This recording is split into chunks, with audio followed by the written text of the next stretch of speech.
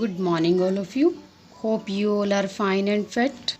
I hope you enjoyed your summer vacations. And I am sure that you have learned something new with the help of your parents. So, now it's time to buckle up. Dear students, as you know that due to corona pandemic, the whole country has locked down itself and we have started online classes. These online classes will help us to cover the syllabus and maintain the flow of study. So, like the previous one, again we are ready. We are back again with new videos and with new lessons. Today, we are going to read our sixth chapter of EVS. Water is precious. Today we will just read the chapter and in the next class I'll explain the same and you will speak after me. So let's start. Water is important for us. Water is the basic need of all the living beings. Animals need water to drink. Plants need water to make their food. Uses of water. Water is used for many purposes. We use water for cleaning, washing, bathing, cooking, etc. As you can see in the pictures. Sources of water. Rain is the main source of water on the earth.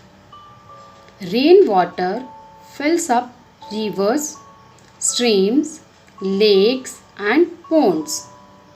The water which we can see on the surface of the earth is called surface water. The rainwater seeps into the ground. This water is called groundwater. Groundwater can be dug out from wells and pumps. Drinking water. Drinking water should be clean and pure. Water from rivers, lakes and ponds is dirty.